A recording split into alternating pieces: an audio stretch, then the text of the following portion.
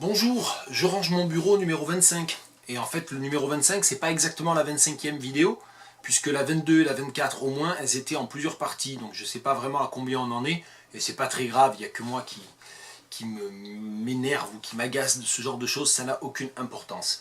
Aujourd'hui, je vais parler de deux types de livres différents, deux livres que je viens de finir de lire, des lectures toutes fraîches, et puis des lectures anciennes déjà, et j'avais parlé lors d'une dernière vidéo de ces piles qu'il y a dans certains recoins de mon bureau, ou même dans certaines autres pièces, et qui peuvent être des livres lus il y a déjà 1, 2 ou 3 ans, non rangés immédiatement parce que je voulais écrire dessus, ou parce que j'avais un projet autour. Eh bien, c'est voilà, cette pile de 5 là, c'est une pile qui se trouvait par là, et à laquelle je vais essayer de régler son compte, au moins temporairement, dans ces vidéos, ce qui me permettra de le remettre sur les étagères. Puis j'ai peut-être une petite annonce à faire à la fin, je ne sais pas si j'aurai le temps de le faire. Les deux premiers livres, c'est ceux que je viens de finir de lire. Walter Abish, How German Is It? Alors Walter Abish, c'est une sorte d'oulipien américain. How German Is It? C'est un de ses livres phares, publié en 1980. Je ne l'avais jamais lu parce que j'ai acheté How German Is It et l'autre grand classique de Walter Abish, Alphabetical Africa, il n'y a pas très longtemps, au Bibliovore, excellent bouquiniste, libraire d'occasion de la rue Colbert à Tours. Et Alphabetical Africa, c'est assez difficile à lire, j'en ai parlé récemment dans une vidéo, je ne sais pas laquelle, 18, 19, je ne sais pas, je range mon bureau toujours. Hein. Et donc How German Is It est beaucoup plus classique dans la narration, mais néanmoins extrêmement tordu, parce que d'abord, dans l'approche des personnages, c'est assez tordu, et dans la structuration narrative, c'est très tordu aussi. Si on veut simplifier, on racontera en disant que Ulrich et Helmut Argenau, dans une ville fictionnelle d'Allemagne, qui est aussi une ville nouvelle en reconstruction, nommée d'après un grand philosophe allemand du XXe siècle, dont on comprend que c'est plus ou moins une sorte de double fictionnel de Heidegger. Ulrich et Helmut Argenau sont l'un écrivain connu, l'autre architecte connu, et tous les deux les fils d'une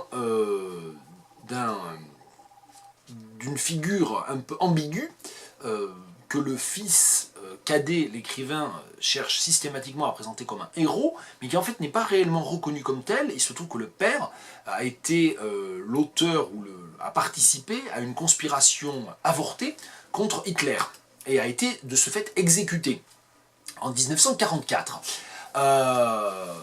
Par une sorte de révélation finale, on va comprendre que peut-être que Ulrich, d'ailleurs, n'est même pas le fils biologique de ce père, dont il porte d'ailleurs le prénom, parce que c'est Ulrich von Argenau aussi. Et donc voilà, l'histoire tourne globalement autour de ces deux frères, à la fin des années 70, dans une Allemagne qui est en train de se reconstruire et d'essayer d'évacuer un peu toute l'idéologie. Le problème, c'est que Ulrich, le frère écrivain, se pose beaucoup plus de questions et est un peu névrosé, alors que le frère architecte, lui, il construit des bâtiments partout, il fait la une des journaux, il fait du fric, il n'a aucune espèce de doute sur quoi que ce soit. Et en fait, on se rend compte que cette représentation du frère, elle vient quand même en grande partie du point de vue interne de l'autre frère, qui le voit comme ça, et il y a de temps en temps des percées qui sont montrées que c'est faux, et qu'on n'a jamais réellement la vérité sur le personnage de l'architecte. Alors c'est un récit qui suit un très grand nombre de méandres. Il y a de longs développements, par exemple sur un serveur de restaurant qui se trouve être l'ancien domestique des parents, hein, de Ulrich et Helmut. Donc voilà, ça part un petit peu dans tous les sens, on peut dire ça comme ça. Et c'est pas désagréable, c'est bien écrit, on s'y retrouve à peu près.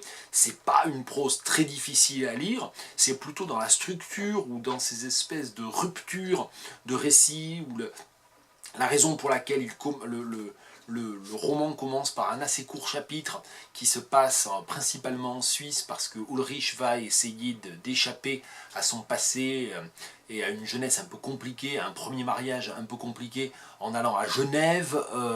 Puis juste après ce passage à Genève, en fait tout se passe au contraire dans une sorte de microcosme germano-allemand, enfin vraiment au sens le plus strict, dans la ville.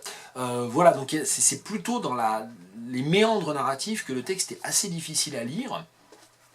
Et ça se termine par une sorte de pirouette ironique, puisque, alors c'est la seule chose que je n'ai pas dite, c'est que le roman oscille entre l'époque de la Seconde Guerre mondiale et donc le fantôme du père fusillé, exécuté pour avoir tenté de conspirer contre Hitler, et puis les années 70 en Allemagne, qui sont aussi marquées par le terrorisme d'extrême gauche. Et il y a il y a deux groupes terroristes, en fait, un qui a été dissous et qui s'appelle Ainsi, et dont les membres sont en prison, et un groupe qui émerge au moment de l'action du roman, fin des années 70, et qui s'appelle le groupe du 7 juin, et qui se met en fait à bombarder, à faire sauter un certain nombre de bâtiments, et notamment des bâtiments construits, ou en l'occurrence élaborés par l'architecte, par le frère, Helmut Argenau.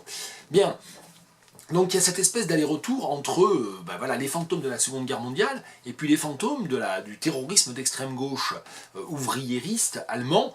On pense bien sûr à la Rote Armee Fraktion, on pense à la bande à Bader, hein, mais voilà, donc c'est très présent et ça joue beaucoup avec ces codes-là. Ces codes-là, et d'une manière qui est très ironique, je vais juste terminer en citant uniquement les 3 dernières lignes, parce que ça se termine avec l'écrivain qui va chez un médecin hypnotiste et à qui, parce qu'en fait il soupçonne ne pas être le fils biologique du fameux père fusillé, etc., du père mythique, et donc il demande une séance d'hypnose, et la séance d'hypnose est complètement farcesque, parce qu'en fait le médecin l'hypnotise à moitié, et puis lui demande de bouger certaines parties de son corps, et pour terminer en lui demandant de tendre le bras droit. Et évidemment, tendre le bras droit, c'est le geste hitlérien, c'est le salut hitlérien. Et le roman se termine par ce petit chapitre 10, là, qui est le chapitre 10 de la dernière partie, et c'est 2 lignes et demie. Is it possible for anyone in Germany nowadays to raise his right hand for whatever the reason and not be flooded by the memory of a dream to end all dreams? Et donc évidemment une sorte de parodie totale du rêve du grand Reich, du Reich millénaire. Donc c'est très très très ironique. Il y a des petits aspects, alors il y a une sorte de fascination à la fois pour l'aventure allemande et pour la culture allemande du XXe siècle, et puis une sorte de germanophobie comme ça, un petit peu, voilà, curieuse, enfin, voilà, je sais pas, je suis pas sûr à 100%. Bon, Walter Abish, How German Is It, 1980. Un livre de 2018 que je n'ai pas réussi à finir, j'ose à peine le dire, parce qu'il se trouve que je connais un petit peu, ou qu'en tout cas j'ai déjà croisé son auteur, Marc Blanchet.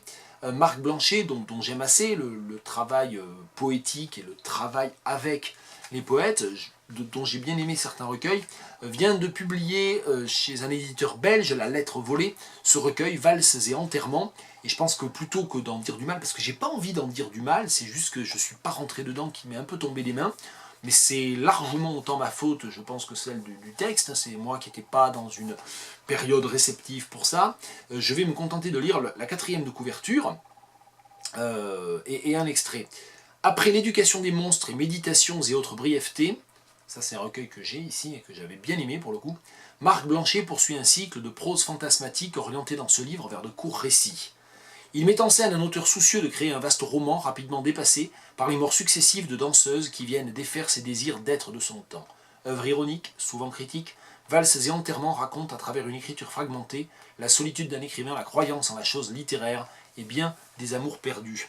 Alors c'est peut-être ce côté critique, ironique qui m'a perdu moi, ou qui m'a pas happé, je sais pas. Je vais lire le début d'un des textes de la fin qui s'appelle Judith, et le premier paragraphe, qui est une sorte de préambule, donne une idée un peu du projet et du ton. C'est un jour où l'on met en terre, et j'en sais plus d'un qui ignore cela, avec quelle facilité les êtres fuient de tels instants. Comme ils oublient aisément le jour même où leur conscience devrait les précéder à chaque pas vers le lieu d'inhumation comme un petit chien bondissant, la personne qui fut l'objet de leurs plus tendres attentions. Non, ils omettent l'heure du rendez-vous et, loin des endeuillés, exercent en toute quiétude leurs doigts devant une partition massacrée sans le moindre regret. Ici ou ailleurs, ni cœur ni cerveau. Une femme du plus grand intérêt meurt à 2 pas de chez vous, et vous voilà à méditer devant un bout de papier recouvert de notes. Que vais-je faire de ce passage?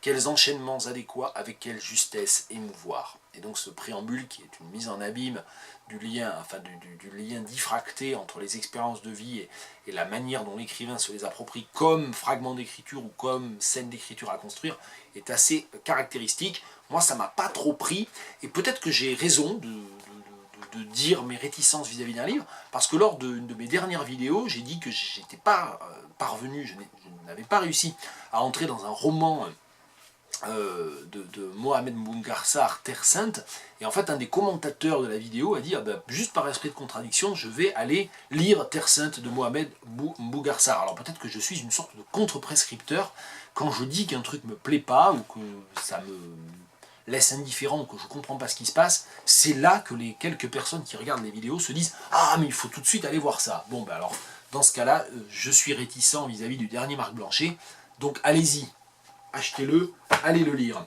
On en vient à la fameuse pile des 5 livres lus il y a longtemps, et sans autre forme de procès, et très vite, parce que du coup je peux pas trop en parler, parce que mes souvenirs sont lointains, je peux en parler mais sans plus.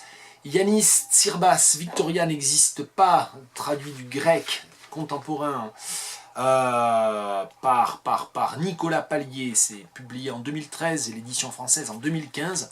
C'est un texte dont on avait beaucoup parlé à sa sortie, c'est aux éditions, c'est chez Kidam, et c'était présenté comme une sorte de texte un peu comme ça, extrêmement dynamique, extrêmement destructeur, sur la Athènes contemporaine, loin de tous les clichés, loin de la bien-pensance un petit peu, et c'est vrai que bon, voilà, il y a vraiment un narrateur très brut de décoffrage, comme on dit, avec une métaphore un peu agaçante, mais bon. J'avais aimé sans plus. Je sais pas pourquoi je ne l'ai pas rangé celui-là. C'était il y a 2 ou 3 ans. L'expression sans voix prend tout son sens. J'ai le sentiment que tout le monde l'écoute, mais quand je me retourne, personne ne regarde vers nous. J'ai l'impression que tous les passagers sont absorbés par notre conversation, mais que dès que je les regarde, ils parviennent à détourner les yeux au dernier moment. Soudain, ils me fixent droit dans les yeux. Pour la première fois, je profite de cet instant unique pour essayer de comprendre, de le comprendre. Mais je ne vois rien dans son regard, seulement une réelle perplexité. Pourtant, la perplexité n'est pas immobile. Ça ne peut pas être immobile, le simple fait d'être perplexe. Je réalise pourquoi je ne lui demande rien d'essentiel. Je ne lui pose pas de questions parce que je ne sais pas. Page 45 de Victoria n'existe pas de Yanis Tsirbass. Lu l'an dernier, acheté l'an dernier d'occasion et lu un numéro de la revue Brève, une revue consacrée aux nouvelles, à la nouvelle, et c'était un numéro spécial Norvège, et comme on a lu beaucoup de Scandinaves et de Norvégiens l'an dernier, et qu'on continue, souvenez-vous, la 24C, la toute dernière vidéo, c'était sur Karl Ove Knausgård, et donc voilà, donc on avait acheté ça, et j'ai beaucoup aimé, la nouvelle Stockholm de Bjarte Breiteg, mais pas seulement, il y a plein d'autres textes chouettes là-dedans. C'est un numéro 2, ça date de quand? C'était 12 €, d'accord, ça c'est super. Ça date de, je sais pas, ça date de, on va pas savoir, je perds un temps fou. Bon, on sait pas. C'est une revue où il n'y a jamais la date dessus, ça c'est bizarre quand même. Numéro 76 de la revue Brève. Stockholm de Bjarte Breiteg, je cite juste un petit extrait. Les jours passent sans que je puisse écrire. Dès que je m'efforce de visualiser Stockholm, je ne vois que ce que j'ai déjà décrit. Je m'abstiens de rendre visite à Betty, au lieu de quoi je télécharge des photos porno et des extraits de films. Les heures défilent et je regarde. Il y a toujours de nouvelles images et de nouveaux films. Des petites filles sont violées par des hommes d'âge moyen ou voient d'immenses godemichés enfoncés dans leur sexe imberbe. Des femmes obèses, allongées, bâillonnées, ont les mains et les pieds attachés, la peau blanche dégouline d'entre leurs orteils ratatinés. Le spectacle de leurs yeux effrayés accélère les battements de mon cœur. J'avise mon propre reflet sur la vitre de la fenêtre. J'ai l'impression qu'un autre est posté là-bas. Il me surveille, il voit ce que je vois et sait ce que je pense. Il me voit extraire des photos de femmes aux bras et aux jambes amputées, à la poitrine démesurée et refaite. Il me voit visionner un extrait de film mettant en scène une opération gynécologique où un scalpel tranche dans la chair d'un vagin exsangue. Et c'est un texte très très fort, très très beau, de donc Bjarte Breiteg, qui est un écrivain norvégien contemporain. Ça s'appelle Stockholm, mais c'est bien un écrivain norvégien. Et c'est traduit par, et j'espère que je vais... Voilà, c'est traduit par Jean-Baptiste Courceau. Numéro 76 de la revue Brève, consacrée à la Norvège. Et puis toujours la Norvège, tiens, Thomas Espedal. Alors Thomas Espedal, moi j'ai lu 2 livres de lui. J'aimerais en lire d'autres et j'ai pas pris le temps. C'est Contre l'art, les carnets. Et c'est ce livre, Jean de Bergen, très curieux, qui prétend, enfin, ou qui fait mine au départ d'être une sorte de décalque des Dubliners de Joyce. En fait, ça n'a rien à voir avec les Dubliners de Joyce. C'est ça qui est bien d'ailleurs, c'est que ça prend ce prétexte-là, puis en fait, c'est pas ça du tout. Et c'est traduit du norvégien par Terje Zinding. Voilà, il faut quand même dire les choses. Et je m'étais noté la page 64. Eh bien, j'y suis. J'ai pris le train de Bergen à Oslo, puis jusqu'à Copenhague. J'ai traversé l'Allemagne et j'ai pénétré en Italie. De Trévise à Asolo, j'ai continué mon voyage en car. En réalité, j'en ai pris 2. Quand la route se resserre pour grimper jusqu'au village, il faut monter dans un second plus petit. Les passagers descendent sur la place du marché, à côté de la fontaine. Près de l'arrêt, il y a un café avec une terrasse. J'ai demandé où habitait Harold Costello, mais on ne le connaissait pas. À l'épicerie, son nom était tout aussi inconnu. On ignorait qui il était et où il vivait. N'était-ce pas ici qu'il habitait? L'homme que j'avais rencontré dans un train en Autriche était-il un imposteur? M'avait-il menti en racontant qu'il était un écrivain américain vivant en Italie? L'auteur des livres qu'il prétendait avoir écrits était peut-être un autre Costello, le véritable Costello, qui n'habitait pas ici, près d'Asolo. Chez le coiffeur, j'ai appris qu'il y avait bel et bien un Américain installé à l'écart du village. Pour aller chez lui, il fallait passer par la forêt, c'était une promenade d'une 40aine de minutes. Je suis retourné à l'épicerie, j'ai acheté un morceau de parmesan, 2 bouteilles de vin rouge, une bouteille de grappa, du pain et du beurre. Puis, j'ai pris le chemin de la forêt. Voilà, ça c'est un des récits enchâssés de Jean de Bergen, de Thomas Espedal. Je ne lui rends pas justice parce que voilà, je l'ai lu il y a 1 an et je ne suis plus en mesure d'en parler bien. 2 autres livres que je vais ranger, le texte posthume de Julien Gracq, Les Terres du Couchant, paru chez Corti, un texte que Julien Gracq avait gardé dans un tiroir et qu'il n'avait pas voulu publier et que Corti a sorti en 2014 et je l'avais laissé de côté à l'époque, je l'ai lu à l'époque, donc il y a 4 ans, et je l'avais laissé sorti parce que je voulais écrire un truc dessus, puis je ne l'ai pas fait. Donc à défaut d'écrire un truc dessus, je vais en lire un extrait. C'est très très beau en fait. Moi j'aime pas tout Julien Gracq, voilà. Mais là, vraiment j'ai trouvé ça très très beau. On va essayer de faire entendre l'écriture de Gracq. C'est une impasse, une étroite voie rocheuse calcinée de soleil. À côté, à la falaise, d'où s'enlèvent au-dessus d'elle les murs aveugles de la forteresse. Derrière les maisons basses qui dentellent de leurs contours la lame bleue sombre du lac, on devine, partout, sauf du côté de la ruelle collée au rocher, les aplombs raides, vertigineux qui croulent d'un jet jusqu'à la muraille de Lernfeu. La réverbération du lac en fusion, l'haleine de four de cette carrière recuite et sans ombre sont suppliciantes. Tout à coup, les yeux scillent sous la dure lumière qui la démaquille. On voit la ville telle qu'elle sera quand la vague l'aura balayée. Un écueil mort, une roche brûlée, un haut orgue de pierre pour les vents aigus, quand se décolorera jour après jour sous le soleil le corail mort de ces pierres sèches, et que le vent seul, sans bruit, fera glisser interminablement au ras du sol, par les ruelles vides, pareilles aux guis purs d'une laisse de mer, les rides très finement dentelées de la poussière. Quelle écriture! Julien Gracq, il n'y a rien à dire après ça, je dis rien. Les Terres du Couchant, bon, il faut lire tout Gracq, même si moi il y a 2-3 textes que j'aime moins, il faut lire tout Gracq. J'ai ça en Pléiade quelque part derrière, mais j'en ai d'autres chez Corti. Les Terres du Couchant, publié en 2014, texte posthume retrouvé de Gracq, magnifique. Il faudrait terminer là-dessus, mais je ne vais pas terminer là-dessus. En revanche, j'avais annoncé que je ferais une annonce, puis je ne vais pas avoir le temps de la faire, parce que ça fera 20 minutes. The Many de Wilman Muir. On a commencé par un texte en anglais, mais on finit par un texte en anglais. Magnifique, absolument splendide roman, un peu futuriste, un peu apocalyptique, mais pas tout à fait ça non plus. Premier roman superbe, magistral d'un jeune écrivain anglais, sorti en 2016. Je lui avais consacré en septembre une assez longue traduction sans filet, il faudrait retrouver. Et puis dans la foulée, j'ai monté des dossiers de traduction, j'ai traduit 2 chapitres, enfin 2 chapitres, on va simplifier, de ce livre. J'ai proposé ça à 3-4 éditeurs, j'ai essayé de rentrer en contact avec l'agent, et puis il n'y a rien à faire, il n'y a aucun éditeur.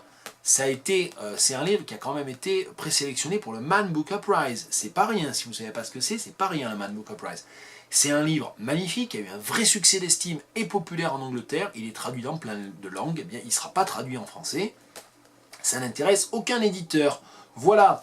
J'ai pas le temps d'en lire, mais vérifiez ça. The Many Will Men Muir. Et puis j'avais une annonce à faire, mais je ne vais pas la faire. Enfin, je peux la faire de manière cryptique. Il y a une grosse pile de livres derrière moi. C'est pas des livres à ranger, c'est des livres que j'ai sortis des étagères parce que je vais lancer un nouveau projet. C'est pas que les traductions, c'est pas je rends des livres, c'est pas Bookside Borrow, c'est pas je range mon bureau, c'est autre chose et c'est pour bientôt. Au revoir.